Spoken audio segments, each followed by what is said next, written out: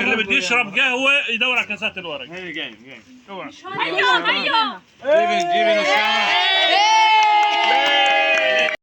كل مرحبا. السلام عليكم، كيفكم؟ شو أخباركم؟ اليوم جينا لكم فيديو جديد حلو وبسيط وعطبيعتنا. بعد ما رحبوا فيكم الصبايا وقالوا لكم مرحبا، بحب أقولكم أعرفكم عن حالنا. إحنا عائلتين، عائلة أبو أسامة من غزة وعائلة أبو عبد الرحمن من الضفة. هذا أولا. أنا ما راح أطول عليكم كتير، راح أخليكم تحضروا الفيديو براحتكم. خليت الصوت، ما كتمتش الصوت عشان يكون الفيديو على الطبيعة. يعني صورنا نهار كامل، طلعتنا على مزرعة أبو أسامة اللي اشتراها في تركيا. طبعا إحنا مقيمين في تركيا في مدينة بورصة. إحنا من فلسطين وهم من فلسطين، لكن إحنا تعرفنا على بعض هون في تركيا. وسبب تعرفنا كانت يعني كانت هي ست مسامة عارضة القطة هاي للتبني، وعلى أساسها أنا تواصلت معها لأني شفتها على جروب من جروبات الفلسطينيين. فتواصلت معها وقلت لها إنه إحنا بدنا هاي البسة، ورحنا وتعرفنا على الجماعة وطلعوا كتير حبابين، مثل يعني طبيعة الفلسطينيين وين ما كانوا بفتشوا على بعض وبتواصلوا مع بعض وبيزوروا بعض. والحمد لله صارت بيننا علاقة قوية كتير أكتر من الأهل. طبعا مثل ما انتم شايفين، ناس بشك بالسياخ، ناس بولع النار، ناس عم تطبخ رز، وفي ناس عم ترسم. هذه اللي عم ترسم بنتي، تقضي وقتها بالرسم. هو المنظر يعني بيعطي إلهام للمبدعين كلهم، سواء شعر، رسم، أي شيء. طبعا هتشوف شغلات كتير حلوة من ضمن الفيديو. قعدتنا، سهرتنا، شاي على النار، قهوة على النار، قصص كتير حلوة. بتمنى الفيديو يعجبكم، وإذا عجبكم الفيديو حطوا لايك، اشتراك، ادعمونا بكلمة حلوة. هلا في كتير ناس سألونا ليش انتو طلعتوا على تركيا، شو السبب الرئيسي؟ والله السبب الرئيسي ما كانت هاي الأحداث صايرة وطلعنا، كانت الأمور كتير هادية وتقريبا الوضع رايق. قبل 7 أكتوبر بسنة تقريبا، يعني إحنا طلعنا من سنة 2022 بشهر 10. طلعنا اجينا هون يعني نفتش على رزقة، نفتش على مصلحة أو مشروع، وبنفس الوقت ندرس الأولاد بالجامعات. يعني هذا السبب الأساسي. إحنا ما طلعنا من فلسطين على أساس هاي الأوضاع اللي صارت هلأ. بالعكس، إحنا لو كانت الأوضاع هاي صايرة ونحن هناك كان ما طلعنا أصلا. هاي الشغلة التانية بالنسبة لدار أبو أسامة. دار أبو أسامة من 40 سنة هم في الإمارات، والإمارات صارت أوضاعها يعني غلاء في المعيشة وكذا، ومش قادرين يتأقلموا مع الوضع الجديد في الإمارات. فبالتالي اختاروا تركيا لأنه الأسعار أرخص، الأشغال موجودة. وأي حدا بيحكي إنه ما في أشغال بتركيا مش صحيح هذا الحكي. شوفوا هالمناظر الخضراء وهالمساحات الشاسعة، هاي كلها. هاي منطقة كمال باشا في بورصة. هاي المناطق كتير كتير حلوة ورايقة. هاي عبارة عن قرية. طبعا أسعار الأراضي فيها شوي أرخص من وسط المدينة. هي بعيدة، بتبعد عن المدينة ساعة تقريبا، بس رايقة كتير وأجواء ريفية جميلة جدا. طبعا القرى عندهم شي خيالي خيالي. يعني إحنا هون في حوالينا جيران كتير، لكن لقدام في ناس وسكان وهيك أطباعهم حلوة وبسيطة، وبيوتهم بتجنن، كلها دفى وجمال. وطبعا المعاملة في مدينة بورصة من أهل بورصة روعة جدا. يعني ما في شيء اسمه عنصرية مثل ما بتسمعوا، هذا الإشي الموجود في بعض المدن التانية لكثرة الجنسيات المختلفة فيها. لا أبدا إطلاقا، إحنا هذا الشيء أبدا ما بنشوفه ولا بنسمع عنه في بورصة.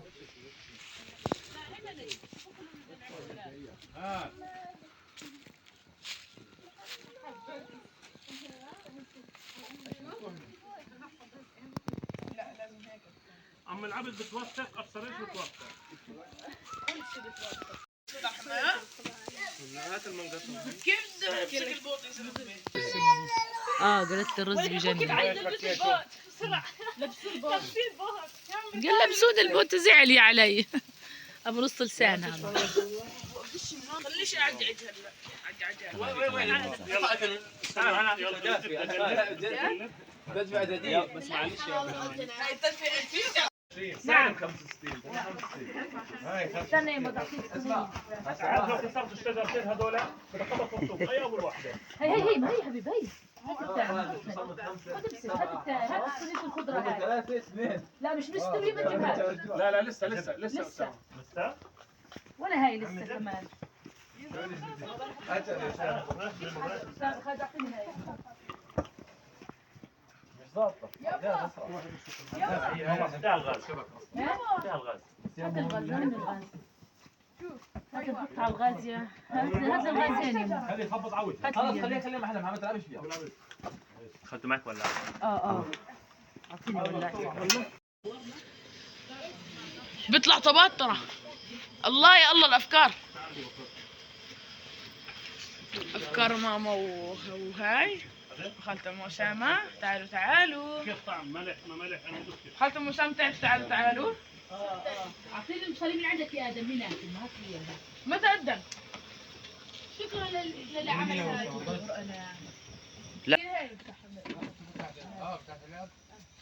ولا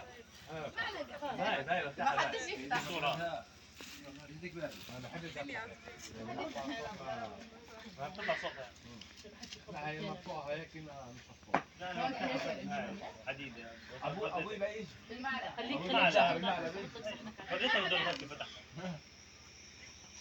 انا بالمدرسه على صاحب ما بفتح شفنا يقول لي عشان ابلش ما ضلش شيء قدام جد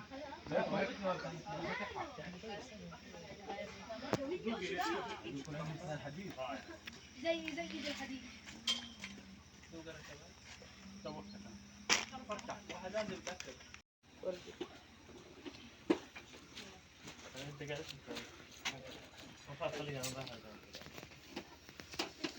طلع ابنك رجع الشارع. صعبوا علي شايف يلا خلص هاي صارت تحت قلت لك علي صورين انا المسح وتنجح شوي عشان اشوف الفضل بنزلك تحت لا تستدعى هذا انا شوي وانا على الطريق كنت اوقف انا وعمي ومحمد كانوا دقوا في بعض انا شوي كان هينزل عمي هيبكسوا انتوا عندكم محمد هنا عند عمر. لازم في العيلة واحد وانا ينشف. سايق عمي وقف بعدين لف هيك انا قلت هيضربوا استنى في كوع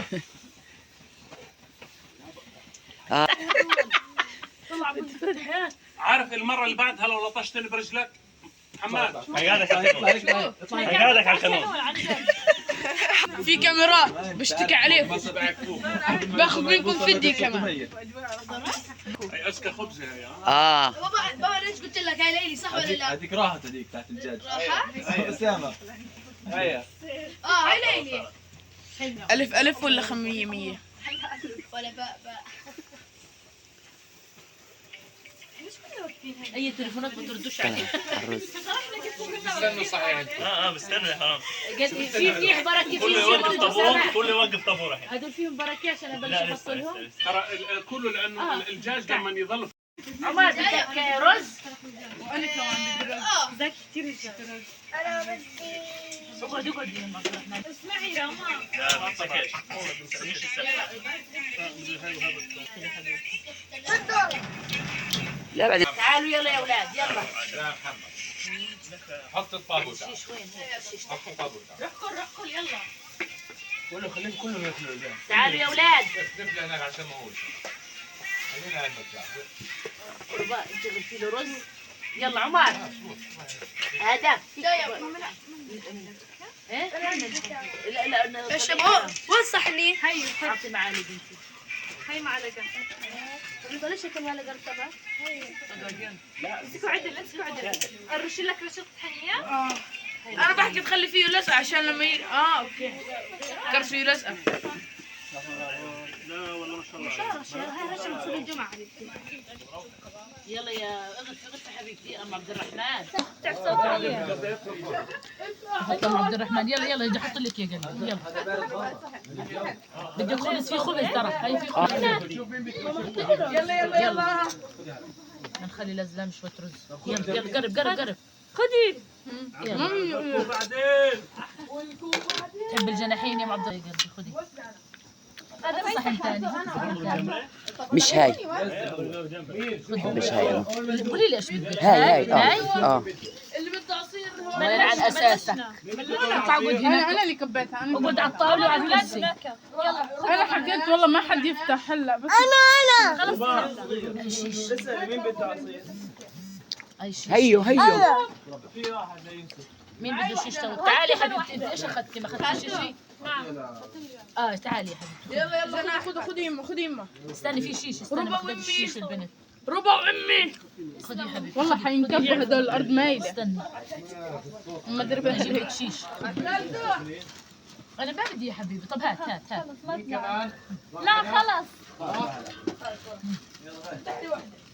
عبد الرحمن يلا حبيبي. معلش انا باخذ بايدي لانه ياكل مع بعض. بدي رز. طيب يما حابه احط صحن ثاني رز. في البيت طلعي صحن ثاني. والله انا حطيت بدون ما ادوقها بس يعني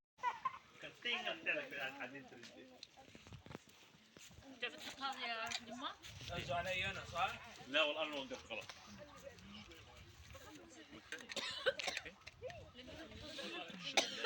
خالد شربة من مي.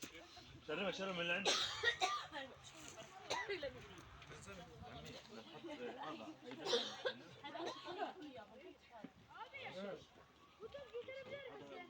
ولا؟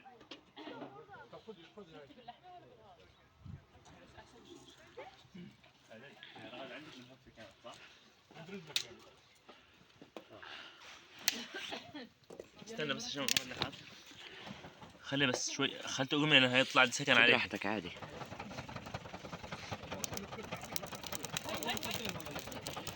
ايوه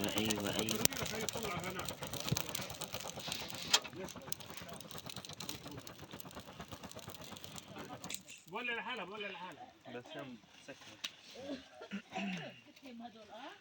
نحط هذا هيك. هذا حطه هون. وهون بدنا نولع النار ونعمل أحلى بريك شاي. بتحبوا الشاي على النار؟ أكيد بتحبوا، لأن الشاي على النار طعمة لا تعوض. تحط في السيارة وتسيب. مع إني ما أنا شاعر بس تحط في السيارة وتسيب في السيارة. مش مشكلة عادي. مش ثواني بس ثواني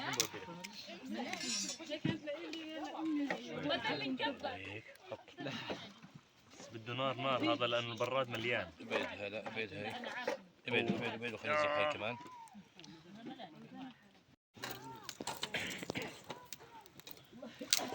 بعدين من زمان في جو النار هذا اخذته ما عليه. خبرة.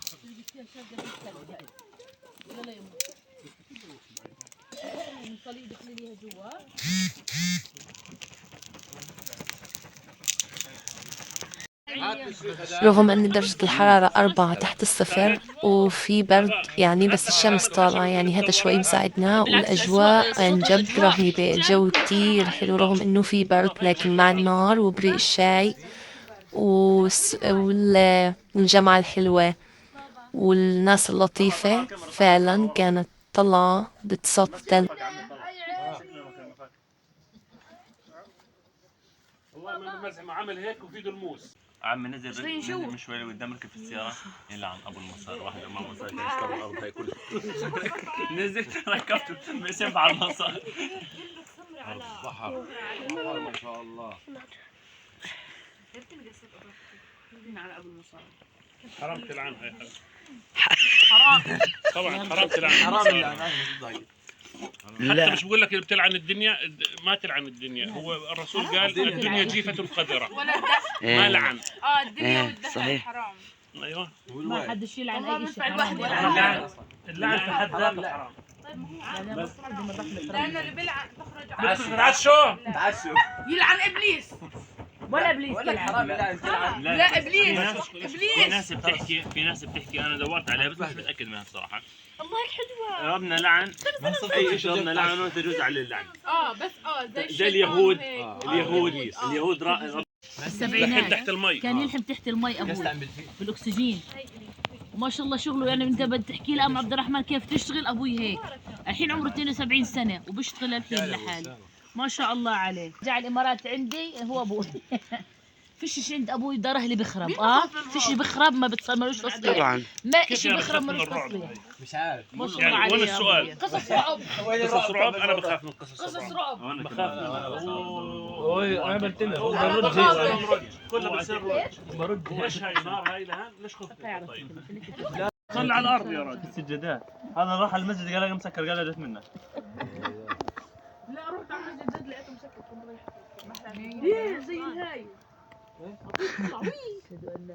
الحين ما نورت هي لسه فاضة بدك تدورها بسكر عليها بتنور. ما شو بدك فيها؟ والله لا بسأل احلى هي اجباري حتدور لحالها.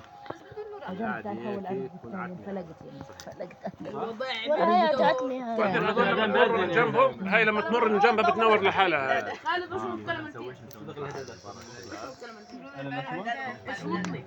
خلاص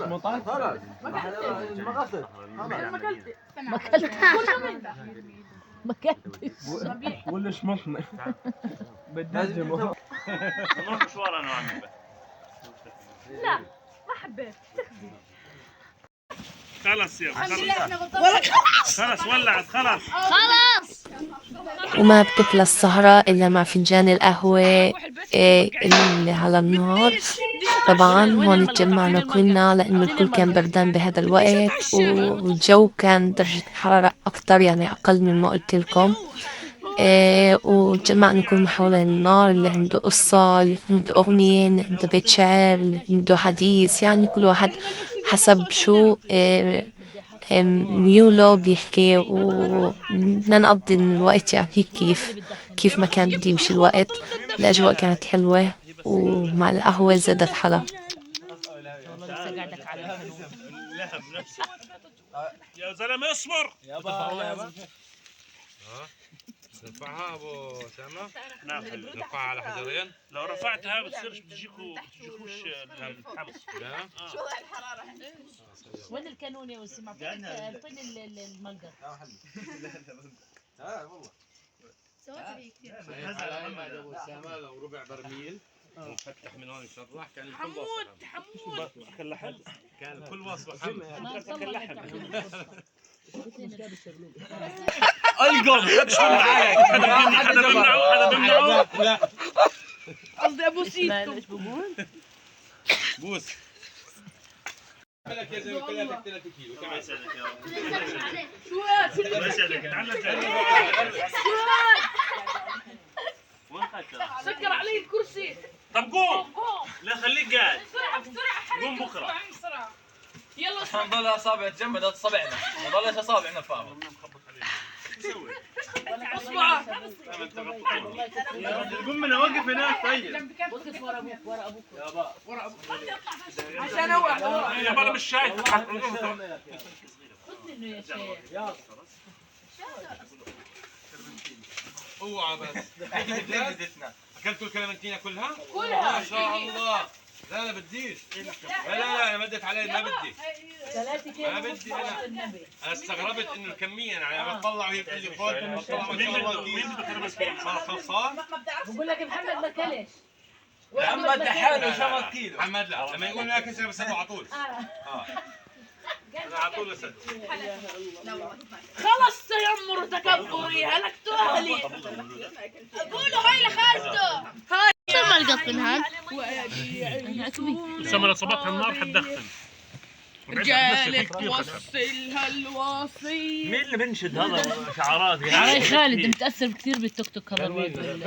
غني قاعدين وقاعدين. لا تطلع من الساح جيب الجعبي السلاح لاح النصر والله لاح حي على الفلاح النابلس ابراهيمي جود على عالي نار وبارود بكاميل وباع ارعب كل يهود. لا تطلع من الساح جيب الجعبي على خط واحد. جيب الجعبي والسلاح لاح النصر حي على الفلاح.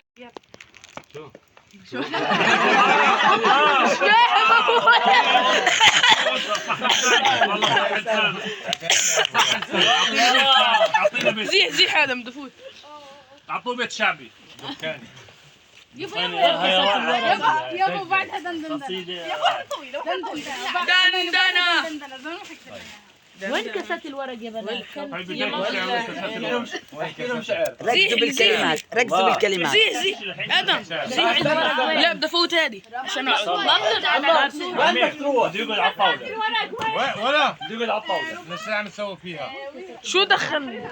اقعد يا رجل يا رجل خلاص على فكره هو رماها كانت خلاص يلا ها بدنا نصب هذا الصغير نور 10 امك راحت كاسات الورق ولا فهمنا كاسات الورق وين؟ ما ضل.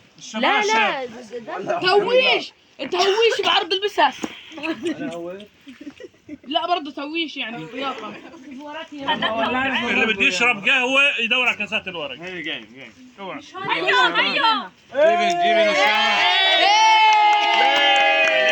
وضعوا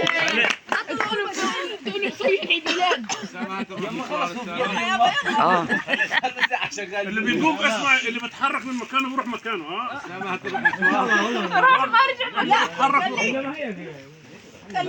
خليك يلا يا عمو ايش بدك؟ خليك امسكوا. وين الملقى؟ هاي معي ماما اسمع نوصل مشوار. تعال يلا ساعة الزمن. وين رايح؟ بدوش يحكي خليك احكي كان عندنا نوصل مشوار. اول بس اقعد وين الملقط الحين؟ هاي معي هات تلقط فيه حواجبك. تحكي ولا بس تيجي أسامة؟ شبعت شعر وانا صغيرة يلا دورك من قد ما أحبك الله انا ضغط فجاه. هاي نورت وخليت القلب وسط القلب ضمك يا ماي وتبدل ونشف ويا الروح. هذا أنت حبيبي قول لي شيل أمك تخجل منك الريشة ويضيع اللون. إذا رسام مرة يحاول يرسمك يسمونك هوى وصدقني غلطانين لأن أنت الهوى يحتاجك يشمك يا أول عنودي عناد مو تنبيه. فاهم كل شي بيا وقال لي ما فهمك لو غيرك حنين وياي ما أهوى ولو تظلمني أقول لك قابل بظلمك. ضواكي شع براءة يغطي كل الكون. الشمس تبدي بجبينك تنتهي بجدمك. الله منزلك ومفصلك علي تفصال وعلى قفل القلب مفتاح ومرهمك. ربع حبي يعادل كل اللي يحبونك ونص حبي إلك ما حبتك أمك. من تنجرح أنت يسيل منك دم دروح افحص وشوفه دمي لو دمك. علي تعودت وبدوني راح تموت والحد الموت من حبي ولا فطمك. الله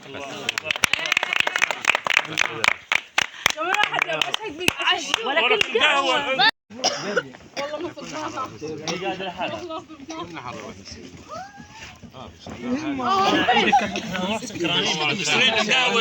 القهوه معلش اعطيتك اياه اخر مره. لا والله اعطيتك اياه. اقول لك اعطيني خلاص اوكي هيا يلا الجعم بتشتت مين جاها؟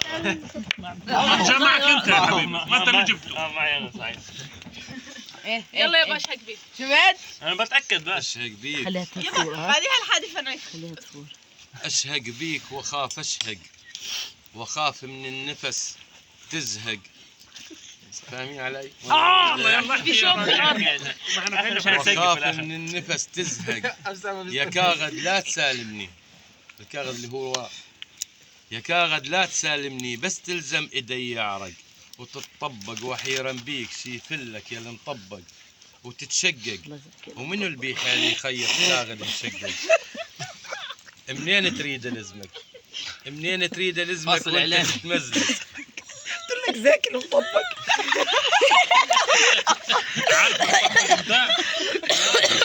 انت بوين؟ هذا سكر بلش كحكح والله احنا بوين ثاني. يا رغد والله احلى ضرب البربور هاي. هذا بحب ايوه يلا. هذا برضه البربور في اللايف برضه. راح عليك عطى واحدة سيمفونية بتهيفون. بس تشوف الفيديو. اكب مغيطة القهوة انا بدي خليها تفور. لا بكتبها لها. اسامة كمل يلا بعد ما طبقتوا الدنيا جاي تقول يلا يلا. ثانية ابو اسامه الريحة صارت مغيط. الريحة صارت مغيط. كيف مغيب انت عندكم لعلمكم السخون لما تيجي لعلمكم السخون لما تيجي على الوجه بيطلع نمش. يعني اجت على جبينك بيطلع نمش على جبينك. اسامه نمش على الجبين قهوتنا اي شيء هسه مش خفيفه. رد عبود اذا اجت دخيل ربنا. اذا اجت السخونه على وجهها النمش بيطلع. يعني اذا اجت معلومه صحيحه. هاي لك نمش. بدي احط على الزوايا تحت. لا حلو حلو. والله اليوم لقيت واحد لك بس لا الحم على وجهك بيطلع نمش. لا وفي واحد على الزاويه الحين ضايع الشباب. يلا رامي امسكيك واكويكي. لا ما بنور اصلا. عشان جزاكم مش كبيره. خذي يا رغد. تل هو اللي بختاره. الأول شغول الحادي فن يفوت فن التدنى دم للركاب يصير واخذها منه.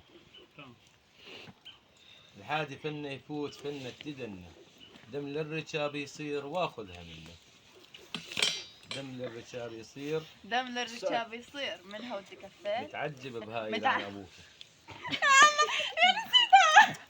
نسيتها. بالدم مش المسحوق. هسه اولاد عم اخوان ولا اولاد عم؟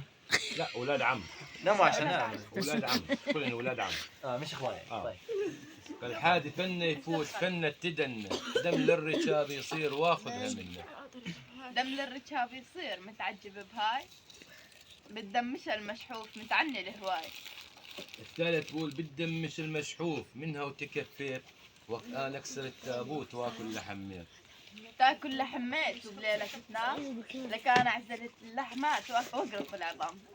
تعيش الست مرات البيت. يعيش الست مرات البيت. يعيش الكلب بتاع البنت اخت الواد ابن الست مرات البيت. يعيش الكلب بتاع البنت اخت الواد ابن الست مرات البيت. لا ولا واحد فيكم قالها.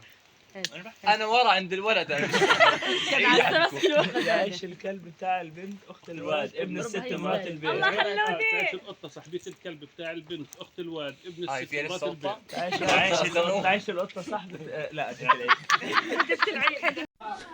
وهيك حبايبي بيكون يومنا خلص. طبعا كان حلو وجميل بصحبتكم. بتمنى يكون الفيديو عجبكم. هون الكل عم بيجهز أغراضه وبدي يطلع بسرعة على السيارة لأن الجو صار كتير بارد. إن شاء الله إذا بتحبوا فيديوهات من هالنوعية كل ما نطلع رح نصور لكم. إذا بتحبوا نوع معين من الفيديو عن تركيا عن الحياة في تركيا اكتبوا لي بالتعليقات. والله تعليقكم بيدعمني وبيعطيني حافز أكتر إني أطور من الفيديوهات. بتمنى إنكم تدعمونا بلايك اشتراك وتعليق حلو مثلكم. شكرا إنكم كتير بنحبكم. عائلة أبو أسامة وعائلة أبو عبد الرحمن من فلسطين.